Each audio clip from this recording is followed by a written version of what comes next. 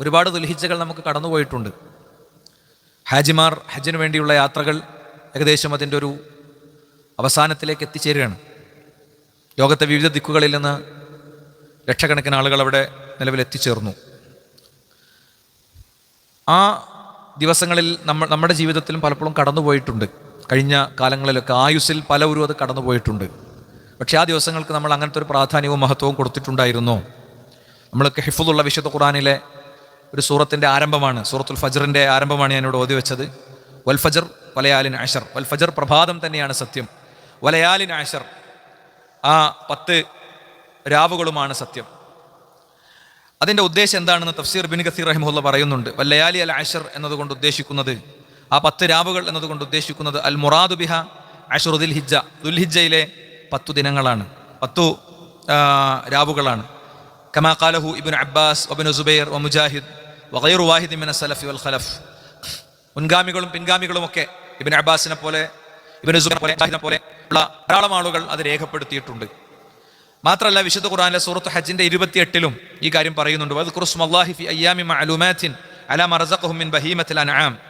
അവർ അല്ലാഹുവിനെ സ്മരിക്കട്ടെ.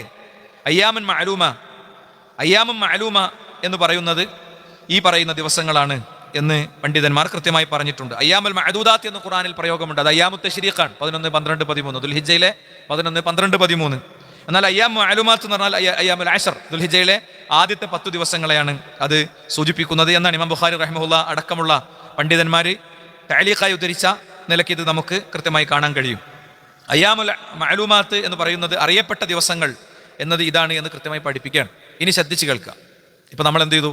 ഈ 10 ദിവസങ്ങളുടെ പ്രാധാന്യത്തെ സംബന്ധിച്ച് ഖുർആനിൽ നിന്നുള്ള വചനങ്ങളും അതേപോലെ തന്നെ തഫ്സീർ ഉദ്ധരിച്ചു. ഇസ്ലാമിലൊരു കാര്യത്തിന് പ്രാധാന്യം വേണമെങ്കിൽ അങ്ങനെ വേണം, പ്രമാണങ്ങളിൽ വേണം. ഞാനത് അങ്ങനെ പ്രമാണങ്ങൾ ഉദ്ധരിച്ച് പറയാനുള്ള കാരണം ഇങ്ങനെയാണ് എല്ലാം നോക്കേണ്ടത്. ഇസ്രാഇന്റെ ദിനം എന്ന് പറഞ്ഞിട്ട് ഒരു ദിനം വരും, മിഅറാജിന്റെ ദിനം എന്ന് പറഞ്ഞിട്ട് വേറൊരു ദിനം വരും. അതിനൊക്കെ ഇങ്ങനെ തെളിവുണ്ടോ എന്ന് നമ്മൾ പരിശോധിക്കണം. ഇങ്ങനെ തെളിവുള്ളതാണെങ്കിൽ നമ്മൾ പറഞ്ഞിരിക്കും, നമ്മൾ പ്രയോഗവൽക്കരിച്ചിട്ടുണ്ടാകും. ഇല്ലെങ്കിൽ അത് നമ്മളെ സംബന്ധിച്ചിടത്തോളം എടുക്കാൻ പറ്റൂല. എടുക്കാനും ചൊല്ലാനും പറയാനുള്ളത് പ്രാമാണികമായി വന്നത് തന്നെ ഇഷ്ടം പോലെ ഉണ്ട്. ഇത് നമ്മൾ പരിഗണിച്ചാൽ മതി. ഈ പലപ്പോഴും ഇസ്രായിന്റെ ദിനത്തിനും മിഅറാജിന്റെ ദിനത്തിനും അവിടെ ഇവിടെയൊക്കെ പ്രാധാന്യം കൊടുക്കുകയും ഇസ്ലാമിൽ ഇല്ലാത്ത പ്രാധാന്യങ്ങൾ നിർദ്ദേശിക്കുകയും പലതിനെ നെഹ്സർ ചെയ്യുന്ന കഷ്ടപ്പെടുന്ന ആളുകൾ ഈ പറയുന്ന ഈ 10 ദിവസങ്ങൾ അവരെങ്ങനെയാണ് കൈകാര്യം ചെയ്യാറുള്ളതെന്ന് വെറുതെ ആലോചിച്ചാൽ മതി. നോക്കൂ നിങ്ങൾ, ഇബ്നു അബ്ബാസ് റളിയല്ലാഹു അൻഹു ഉദ്ധരിക്കുന്ന ഹദീസിൽ കാണാം, മാ മിൻ അയ്യാമിൻ അൽ അമലു സ്വാലിഹു ഫീഹാ അഹബ്ബു ഇലല്ലാഹി മിൻ ഹാദിഹിൽ അയ്യാം. ഈ ദിവസങ്ങളെക്കാൾ അള്ളാഹുവിന് അമൽ ഇഷ്ടമുള്ള വേറെ ദിവസങ്ങളില്ല. ഈ ദിവസത്തിന്റെ പ്രാധാന്യം പറയാൻ വേണ്ടി പറയണ റസൂലുള്ളാഹ്, അള്ളാഹുവിന് അമൽ സ്വാലിഹാത്ത് ഏറ്റവും ഇഷ്ടപ്പെട്ട ദിവസങ്ങളാണ് ഈ 10 ദിവസങ്ങൾ, യാനി അയ്യാമുൽ അശർ, ഈ 10 ദിവസങ്ങൾ. അപ്പോൾ പ്രവാചകൻ ഇത് പറയണത് കേട്ടപ്പോൾ സ്വഹാബത്തിന് അതിന്റെ പ്രാധാന്യത്തെ സംബന്ധിച്ച് അത്രയും ബോധ്യം വന്നതുകൊണ്ട് അവർ തിരിച്ചു ചോദിച്ചു, യാ റസൂലല്ലാഹ് വലൽ ജിഹാദു ഫീ സബീലില്ലാഹ്, അള്ളാഹുവിന്റെ മാർഗത്തിൽ ജിഹാദിനും ഈ പുണ്യമല്ലേ എന്നാണ് കേട്ടോ. അള്ളാഹുവിന്റെ മാർഗത്തിലെ ജിഹാദിനും ഈ പുണ്യം ഇല്ലേ? എന്താ ജിഹാദ്? ശത്രുവിനോട് പോയി യുദ്ധം ചെയ്യാണ്. ആ യുദ്ധം ചെയ്യുമ്പോൾ തിരിച്ചു വരുന്നൊരു ഉറപ്പില്ല. ഈ യുദ്ധത്തോട് കൂടെ ഒരുപക്ഷെ അവസാനിക്കും. മക്കളെയും കുട്ടികളെയും കുടുംബത്തെയൊക്കെ കണ്ട് സലാം പറഞ്ഞാണ് ഇറങ്ങുക. വെറുതെ നിങ്ങളൊന്ന് ചിന്തിച്ചു നോക്ക്. ബദറിലേക്കും ഉഹദിലേക്കും ഖൈബറിലേക്കും ഖന്തക്കിലേക്കും ഒക്കെ അവർ പുറപ്പെട്ടത് അത്രയും വലിയ മാനസികാവസ്ഥയോട് കൂടെയാണ്. പ്രവാചകന്റെ ഉത്തരം എന്താകണം? ജിഹാദിന്റെ അത്രയൊന്നും കൂലി കിട്ടൂല എന്നാകണം. പക്ഷേ വരാനിരിക്കണേ 27 ഞാൻ പറഞ്ഞല്ലോ, മാസം കണ്ടാൽ അറിയാം എന്നാണ് ഒന്ന്. ചിലപ്പോൾ 29 ക്ലോസ് ആകും, അല്ലെങ്കിൽ 30 പൂർത്തീകരിച്ചിട്ട് അടുത്ത ദിവസം ഒന്നായിട്ട് പരിഗണിക്കും. അപ്പോൾ മാസപ്പിറവിയൊക്കെ നമ്മൾ അറിയാതെ നോക്കും. റമളാൻ മാസത്തിൽ മാത്രമാണ് കാര്യമായിട്ട് മാസപ്പിറവി എല്ലാവരും ശ്രദ്ധിക്കൽ, അല്ലേ? ഇസ്ലാമിൽ എല്ലാ മാസവും മാസം നോക്കണം. അത് നോക്കാൻ സംവിധാനം ഉണ്ട്. നമ്മളെ കൂട്ടായ്മക്കൊക്കെ ഹിലാൽ വിങ് തന്നെ ഉണ്ട്. അവർക്ക് പ്രത്യേക പരിശീലനമുണ്ട്. ഇനി അതിൻ്റെ അധുനാധുനിക സംവിധാനങ്ങൾ നമ്മുടെ പുതിയ ആസ്ഥാനം വരുമ്പോൾ അവിടെ കൊണ്ടുവരും. കേരളത്തിൽ ആദ്യമായി അതിൻ്റെ ഏറ്റവും അധുനാധുനികമായ സംവിധാനം കൊണ്ടുവരും ചെയ്യും. കാരണം നമുക്കത് ഇബാദത്താണ്. ആരെങ്കിലും പറഞ്ഞും എടുക്കാൻ പറ്റൂല. വിശ്വസ്തരായ ആളുകൾ നേരിട്ട് കണ്ട കാഴ്ചന്റെ അടിസ്ഥാനത്തിൽ എടുക്കാൻ പറ്റുള്ളൂ. ആരൊക്കെ എന്തൊക്കെ പറഞ്ഞാലും ഒരു പ്രശ്നമല്ല. ഇതൊക്കെ പറയുമ്പോൾ പലജാതി കളിയാക്കലുകളും പരിഹാസങ്ങളും വിമർശനങ്ങളും കുത്തിപ്പറയലുകളും ഒക്കെ ഉണ്ടാകും.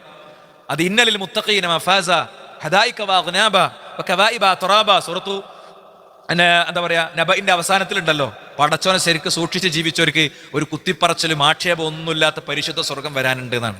അതുകൊണ്ട് ഈ ദീന് പറഞ്ഞതിൻ്റെയും ഇത് പാലിച്ചതിൻ്റെയും പേരിൽ കണ്ണുരുട്ടലുകളോ ആക്ഷേപങ്ങളോ കുടുംബത്തിലെ ബഹിഷ്കരണങ്ങളോ നാട്ടിൽ ആദരിക്കപ്പെട്ടിടത്ത് നിന്ന് താഴെ ഇറക്കുന്നതോ കച്ചവടം പൂട്ടുന്നതോ കല്യാണം മുടങ്ങുന്നതോ ഒന്നും വിഷയമല്ല. കാരണം ഈ പറഞ്ഞ പ്രശ്നമൊക്കെ കണ്ണടക്കണത് വരെയുള്ളൂ. കണ്ണടച്ച ഖലാസ്, പിന്നെ കാണുന്ന കാഴ്ച വേറെയാണ്. സ്വർഗത്തിന്റെ കാഴ്ച കണ്ട് ഉറങ്ങണമെങ്കിൽ ചിലതൊക്കെ സഹിക്കണം. സ്വഹാബത്ത് അങ്ങനെ സഹിച്ചിട്ടുണ്ട്. എന്തായാലും സ്വഹാബത്ത് സഹിച്ചത്ര സഹിക്കേണ്ട സാഹചര്യം നമുക്കാർക്കും ഇല്ലല്ലോ. അള്ളാഹു നമുക്ക് ഈമാനിനെ തെരുമാറാകട്ടെ. ശരിക്കും കേട്ടോളി, ദുൽഹിജ്ജ 1 മുതൽ 10 വരെയുള്ള ദിവസത്തിന്റെ പ്രാധാന്യം പ്രവാചകൻ പഠിപ്പിക്കുകയാണ്. എന്താ പറഞ്ഞത്?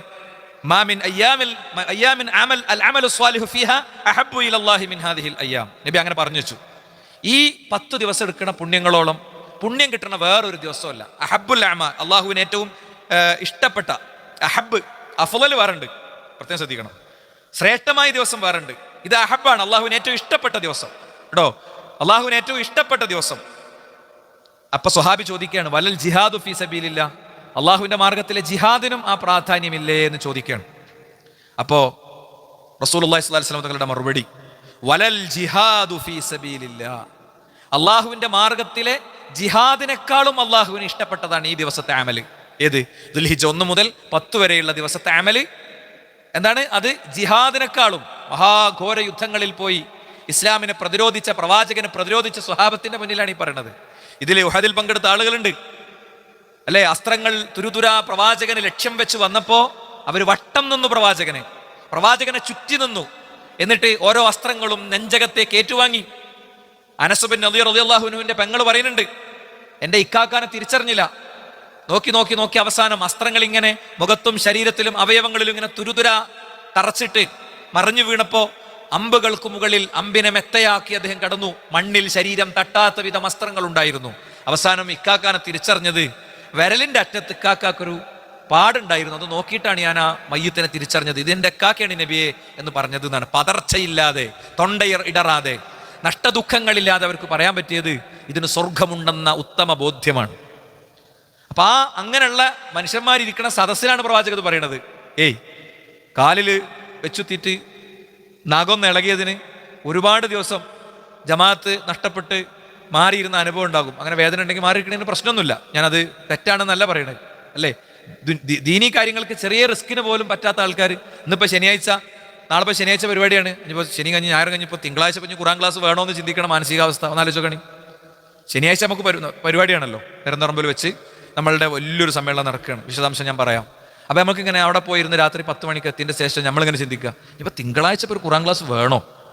എന്താ റിസ്ക് എടുക്കാൻ വയ്യ? ആ ആൾക്കാരോട് അല്ല റസൂലുള്ളാഹി പറയണ ആരോടാ? റസൂലുള്ളാഹി സ്വല്ലല്ലാഹി അലൈഹി വസല്ലമയുടെ മുന്നിൽ അതിക്രൂരമായി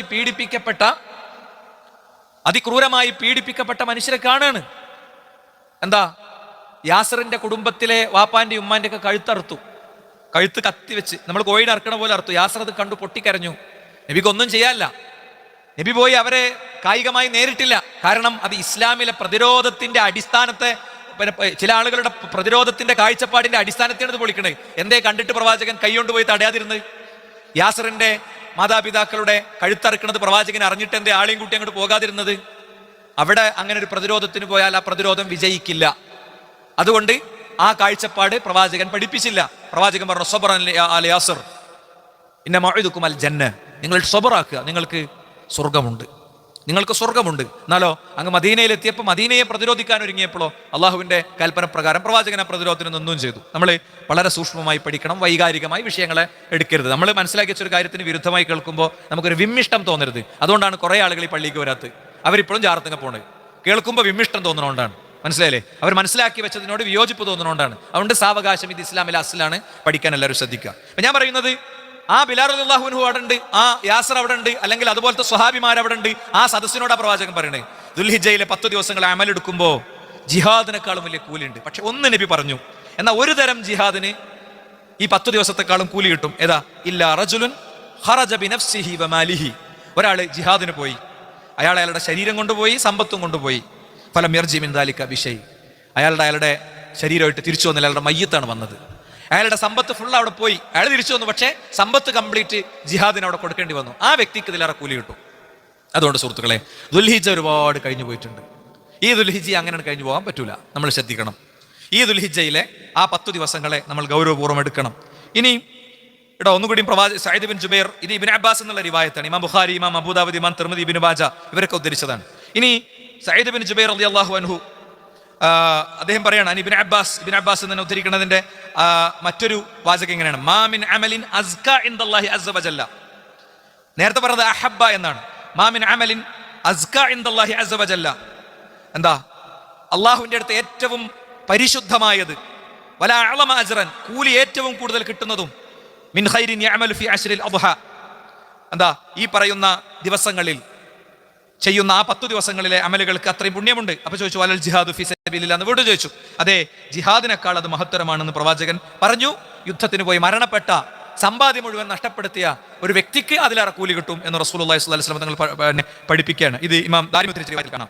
അവിടെ നോക്കൂ, ഇമാം മഹാനായ എന്താ പറയാ ശൈഖുൽ ഇസ്ലാം ഇബ്നു തൈമിയ്യ റഹിമഹുല്ലാഹ് അടക്കമുള്ള ആളുകൾ ഈ വിഷയത്തിലൊക്കെ പറഞ്ഞ ചില കാര്യങ്ങളുണ്ട്. എന്താണ്? ഇദാ കാനൽ അമലു ഫീഹാ മുസ്തഗ്രിഖൻ ലി അയ്യാമിൽ അശർ, ദുൽഹിജ്ജയിലെ ആ 10 ദിവസം പൂർണ്ണമായി ഇബാദത്തുകളിൽ നിറഞ്ഞു നിൽക്കുമ്പോൾ ഫയഫ്ളലു അലാ ജിഹാദിൻ ഫി അദദി തിൽക്കൽ അയ്യാമിൻ ഗൈറിൽ അശർ, എന്താ മറ്റുള്ള അത്രത്തോളം ദിവസങ്ങൾ മറ്റു സമയങ്ങളിൽ ചെയ്യുന്ന ജിഹാദിനേക്കാൾ അത് ശ്രേഷ്ഠകരമായിരിക്കും. വഇൻ കാനൽ അമലു മുസ്തഗ്രിഖൻ ലി ബഅദി അയ്യാമിൽ അശർ, ഈ 10 ദിവസമല്ല, അതിലെ ചില ദിവസങ്ങൾ മാത്രമാണ് ഒരാൾ ചെയ്യുന്നതെങ്കിൽ ആ ദിവസങ്ങൾ ജിഹാദിനേക്കാൾ ശ്രേഷ്ഠമായിരിക്കും. അപ്പൊ എന്താണ്? 10 ദിവസവും ചെയ്താലേ കൂലി തരൂ എന്ന് പടച്ചോൻ പറയണില്ല. അടിമകളോടുള്ള പടച്ചോന്റെ വിട്ടുവീഴ്ച നോക്കുങ്ങൾ. മതം ഭയങ്കര കുടിസാണ്, അത് കുറെ നിയന്ത്രണങ്ങളാണ് എന്നൊക്കെ എന്ത് ചെയ്യുന്നവരോ ലിബറലുകൾ ഓരോ ചർച്ചയിൽ ഇങ്ങനെ പറയും. ഏതാ ഫുഡ് സെർച്ച് ചെയ്യണ ഒരു സഹോദരി ഫുഡ് എന്തോ ഒരു സാധനം കണ്ടു, എന്തോ ഒരു പ്രത്യേക ഫുഡ് കണ്ടു. അപ്പൊ ആ ഫുഡ് സെർച്ച് ചെയ്യുന്നതിന്റെ ഇടയിൽ ആ ഫുഡ് സെർച്ച് ചെയ്യുന്ന ആളിങ്ങനെ പറയും, എന്താ ചെയ്യാ, നമ്മൾ പരമാവധി ഇതൊക്കെ ഉണ്ടാക്കി കഴിക്കുക, ജീവിതം ഒന്നല്ലേ ഉള്ളൂ, അത് പരമാവധി അടിച്ചു പൊളിക്കണം. മനസ്സിലായില്ലേ? ബിരിയാണി ഉണ്ടാക്കണം, അതിന്റെ ഇടയിൽ കൂടെ ഈമാൻ തകർക്കുന്ന ഒരു ഡയലോഗാ തന്നത്. അടുത്തത് നമുക്ക് ഇഷ്ടപ്പെട്ട ഏതൊരു ഫിലിം സ്റ്റാർ അയാളൊരു പ്രേമനൈരാശ്യം ബാധിച്ച സീനിൽ അയാളോട് വേറൊരാൾ പറഞ്ഞു എന്ന് വിചാരിക്കുക, അത് സ്റ്റാറ്റസ് ആയിട്ട് ഏതൊരുത്തിന്റെ സ്റ്റാറ്റസിൽ കണ്ടിരുന്നു. എന്താ, എടോ ജീവിതം ഒന്നേ ഉള്ളൂ, ഒരു പെണ്ണിന് വേണ്ടി ഇങ്ങനെ കരഞ്ഞു തീർക്കരുത്, പെണ്ണ് വേറെയും വരും. അപ്പൊ എന്താ, ജീവിതം ഒന്നേ ഉള്ളൂ എന്ന് അവിടെയും പറഞ്ഞു അല്ലേ?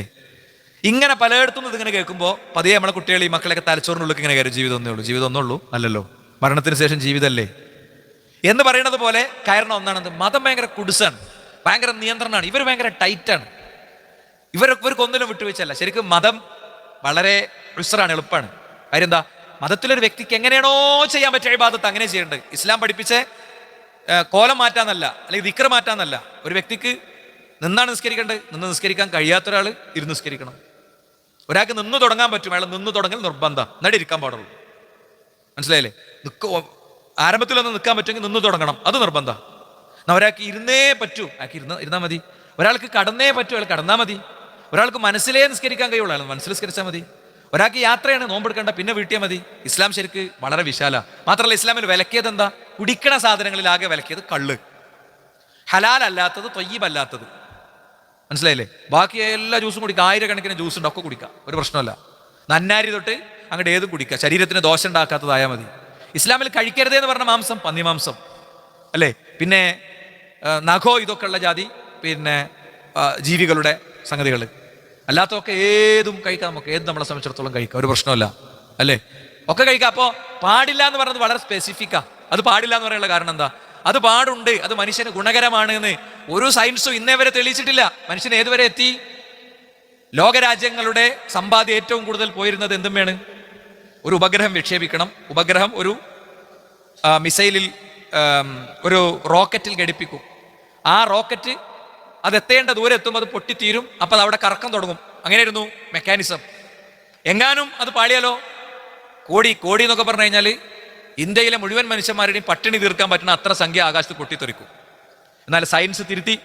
എലോൺ മസ്കിനെ പോലത്തെ ആളുകൾ പുതിയ ഗവേഷണങ്ങളിലൂടെ കാര്യങ്ങൾ കണ്ടെത്തി. എന്താ കണ്ടെത്തി? അവിടെ വിട്ടിട്ട് ആ റോക്കറ്റ് തിരിച്ചു വരും. ഇനി അടുത്ത തവണ ഈ റോക്കറ്റിൽ തന്നെ പറഞ്ഞേക്കാം. അത്ര വലിയ ഗവേഷണങ്ങളൊക്കെ നടന്നിട്ടും ഇസ്ലാം ഹറാമാണെന്ന് പറഞ്ഞൊരു കാര്യം, അതുകൊണ്ട് ബെനിഫിറ്റ്സ് ഉണ്ട് എന്ന് വളരെ സയന്റിഫിക് ആയ എന്തെങ്കിലും ഒരു പേപ്പർ ലോകത്തെ ഏതെങ്കിലും ഒരു യൂണിവേഴ്സിറ്റിയിൽ ഒരാൾക്കും പ്രസന്റ് ചെയ്യാൻ പറ്റിയിട്ടില്ല. വാനമിനൽ മുസ്ലിമീൻ, ഞാൻ മുസ്ലിങ്ങളിൽ പെട്ടോൻ തന്നെയാടാ, എനിക്കൊരു ബേജാറില്ലടാ.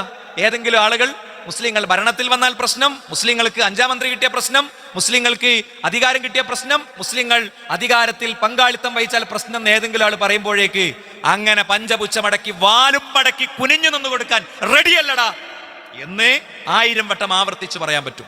ഒരു വിഷയമല്ല. അത്ര അഭിമാനത്തോടെ ഇസ്ലാമിനെ നെഞ്ചിലേറ്റാൻ പറ്റുന്ന ആശയത്തിലാണ് നമ്മൾ നിലനിൽക്കുന്നത്. അപ്പൊ ഞാൻ പറയുന്നത്, ഇസ്ലാം അത്രയും ലളിത. അതുകൊണ്ട് 10 ദിവസത്തേക്ക് ചെയ്താൽ മാത്രം ഇത് കിട്ടൂ എന്ന് പറയണില്ല. അതിന്റെ അർത്ഥം നമ്മൾ 10 ദിവസത്തിലെ കുറേ ദിവസം നഷ്ടപ്പെടുത്തണം എന്നല്ല, മറിച്ച് അത്രയും പുണ്യങ്ങളുടെ സാധ്യതയുള്ള ദിവസങ്ങളാണ് ഇത് നമ്മൾ മനസ്സിലാക്കുക. അബൂ ഉസ്മാൻ അൻ-നഹ്ദി റഹിമഹുല്ലാ അദ്ദേഹം പറയാ കാനു യുഅല്ലിമൂന 13 10 സലഫുകൾ ബഹുമാനിച്ചിരുന്നു. ശരിക്കും കേൾക്കുക, 3 10. ഒന്നേതാ? അൽ അശർ അൽ ഉവൽ മിൻ ദുൽഹിജ്ജ, ദുൽഹിജ്ജയിലെ ആദ്യത്തെ 10 അത് അവർ ബഹുമാനിച്ചിരുന്നു. പിന്നെ വൽ അശർ അൽ അവാഖിർ മിൻ റമളാന, റമളാനിലെ അവസാനത്തെ 10. വൽ അശർ അൽ ഉവൽ മിൻ മുഹറം, മുഹറമിലെ ആദ്യത്തെ 10. മനസ്സിലായില്ലേ? മുഹറമിന്റെ ആദ്യത്തെ 10 പകലിനാണ് ഭയങ്കര പ്രാധാന്യം. റമളാനിലെ അവസാനത്തെ 10 രാവിനാണ് ഭയങ്കര പ്രാധാന്യം. ദുൽഹിജ്ജയുടെ രാവിനും പകലിനും പ്രാധാന്യമുണ്ട്. രാവിന്റെ പ്രാധാന്യം ഒന്നുകൂടി എടുത്തു പറഞ്ഞിട്ടുണ്ട്. അതുകൊണ്ട് പണ്ഡിതന്മാർ എന്താ പറഞ്ഞെന്നറിയോ? സലഫുകൾ എന്താ ലാ തുത്ഫിഉ സുറൂജക്കും ലയാലിൽ അശർ, അവസാനത്തെ 10 നിങ്ങളുടെ വിളക്കൊന്നും കൊടുത്തല്ലീന്നാ, ലൈറ്റ് ഒന്ന് ഓഫാക്കല്ലേ, ലൈറ്റ് ഇട്ട് ആരാധനയിൽ കഴിയൂന്നാണ്. ലൈറ്റ് ഇട്ട് നിങ്ങൾ ആരാധനയിൽ കഴിയൂന്നാ അവര് പണ്ഡിതന്മാരെ നമ്മളെ പഠിപ്പിച്ചത്. അതുകൊണ്ട് വിശ്വാസിയെ സംബന്ധിച്ചിടത്തോളം അവന്റെ ആത്മീയ ജീവിതത്തിൽ അവന് ബൂസ്റ്റിംഗ് കൊടുക്കുന്ന ദിവസങ്ങളാണ് ഈ 10 ദിവസം. നമുക്കുള്ളൊരു ട്രെയിനിങ്ങും കൂടിയാണ്. റമളാനൊക്കെ കഴിഞ്ഞ് ആ റമളാനിൽ നമ്മളായി ഉണ്ടാക്കിയിരുന്ന കുറേ അധികം കാര്യങ്ങളുണ്ട്. നമ്മളുടെ ചില ചിട്ടകൾ ഉണ്ടാവും, ഖിറാഅത്ത്, സുന്നത്ത് നിസ്കാരം, അങ്ങനെ കുറേ ചിട്ടകൾ കുറേ ആളുകൾക്ക് ഉണ്ടായിട്ടുണ്ടാകും. അതൊക്കെ നഷ്ടപ്പെട്ടു പോകുമ്പോൾ അതൊന്ന് റീബൂസ്റ്റ് ചെയ്യാനും ജീവിതം ഒന്ന് ക്രമീകരിക്കാനും ഒന്ന് അടുക്കി പൊറുക്കി വെക്കാനുള്ള സമയം കൂടിയാണ് ഇതെന്നുള്ള കാര്യം നമ്മൾ മനസ്സിലാക്കുക. അതുകൊണ്ട് തന്നെയാണ് സഈദ് ബിൻ ജുബൈർ റഹിമഹുല്ലാഹിനെ കുറിച്ച് പറയാ, ഇദാ ദഖല അയ്യാമുൽ അശർ, ഈ പറയുന്ന ദുൽഹിജ്ജയുടെ ആദ്യത്തെ 10 അദ്ദേഹം പ്രവേശിച്ചാൽ ഇജ്തഹദ ഇജ്തിഹാദൻ ശദീദൻ, അദ്ദേഹം കഠിനമായി പ്രയത്നിക്കും. ഹത്താ മാ യഖാദു യഖ്ദിറു അലൈഹി, അദ്ദേഹത്തിന് സാധിക്കാത്തത്ര അദ്ദേഹം ചെയ്യുന്നതാണ്, അല്ലെങ്കിൽ പരമാവധി ചെയ്യുന്നതാണ്, സാധിക്കുന്നതിന്റെ പരമാവധി അദ്ദേഹം ചെയ്യുമായിരുന്നു എന്നാണ്.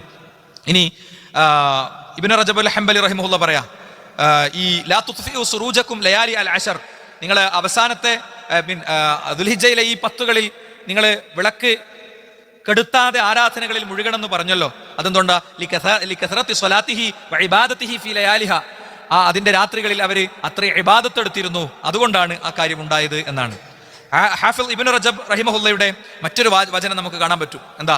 ലമാ കാന അല്ലാഹു സുബ്ഹാനഹു ഖദ് വലഅ ഫീ നുഫൂസിൽ മുഅ്മിനീന ഹനീനൻ ഇലാ മുശാഹദത്തി ബൈതിഹിൽ ഹറാം. ശ്രദ്ധിച്ചു കേൾക്കുക കേട്ടോ, അപ്പൊ നമുക്ക് ഒന്നുകൂടി ഒരു ക്ലാരിറ്റി കിട്ടും. ലമാ കാന അല്ലാഹു സുബ്ഹാനഹു, അല്ലാഹു സുബ്ഹാനഹു തആല ഖദ് വലഅ ഫീ നുഫൂസിൽ മുഅ്മിനീൻ, യഥാർത്ഥ വിശ്വാസികളുടെ ഒക്കെ ഉള്ളിൽ അല്ലാഹു വെച്ചിട്ടുണ്ട്. എന്താണ്? ഹനീനൻ ഇലാ മുശാഹദത്തി ബൈതിഹിൽ ഹറാം, കഅബാലയം കാണണം എന്നുള്ളൊരു കൊതി, ഒരാഗ്രഹം, ഒരു പൂതി എല്ലാവരും ഉള്ളിലുണ്ടാകും. വലൈസ കുല്ലു അഹദിൻ ഖാദിറൻ ലാ മുശാഹദത്തിഹി ഫീ കുല്ലി ആം, ഓരോ വർഷം പോയിട്ട് എല്ലാവർക്കും കാണാൻ പറ്റൂല. ചില ആളുകൾക്ക് ചിലപ്പോൾ ആയുസ് തന്നെ കാണാൻ പറ്റൂല. ഫറള അലൽ മുസ്തതിഇ അൽ ഹജ്ജ മറത്തൻ വാഹിദത്തൻ ഫി ഉംരിഹി, എന്താണ്? സാധിക്കുന്ന ആളുകൾക്ക് ഒരു വട്ടം ഉംറ ചെയ്യലും ഹജ്ജ് ചെയ്യലും ഒക്കെ ഫർളാണ്. ഒരു വട്ടം ഹജ്ജ് ചെയ്യലും ഉംറ ചെയ്യലൊക്കെ ഫർളാണ്. അത് ഉള്ള പൈസ മുഴുവൻ 1.5 കോടി പെരപ്പണിമ കണ്ടിട്ട് എനിക്ക് ഹജ്ജിന് പോകാൻ പൈസ ഇല്ലാറുന്ന പരിപാടി അല്ല. ഉള്ള പൈസ മുഴുവൻ ഒരു ഇൻവെസ്റ്റ്മെന്റ് എടുത്തിട്ട് മറ്റേക്ക്, പിന്നെ അടുത്തതെടുത്തിട്ട് അടുത്തേക്ക്, അല്ലെ, എന്നിട്ട് അതിലെ നഷ്ടവും കണക്കും പറഞ്ഞിട്ട് ആ കടം പറഞ്ഞിട്ടല്ല.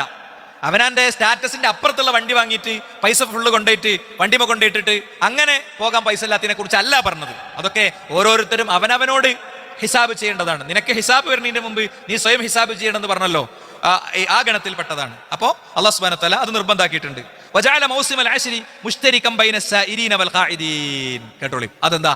ഈ 10 ദിവസങ്ങൾ വീട്ടിലിരിക്കണോനും അവിടെ ഉള്ളവനും ഒരേപോലെ അള്ളാഹു പ്രാധാന്യം കൊടുത്തു. അവര് ഈ ഇബാദത്തൊക്കെ ആ ഹജ്ജിന്റെ വേളയിൽ, ആ ഹറമിൽ, പരിസരത്ത്, അനുബന്ധങ്ങളിൽ ചെയ്യും. നമ്മളെ നാട്ടിലും ചെയ്യും. ഫമൻ ആജസ അനിൽ ഹജ്ജ് ഫി ആമിൻ, ഒരു വർഷം ഒരാൾക്ക് ഹജ്ജിന് പോകാൻ പറ്റിയിട്ടില്ലെങ്കിൽ ഖദറ ഫിൽ അശ്രി അല അമലിൻ യഅമലുഹു ഫി ബൈതിഹി യകൂനു അഫ്ളല മിനൽ ജിഹാദി അല്ലദി ഹുവ അഫ്ളലു മിനൽ ഹജ്ജ്. എന്താ?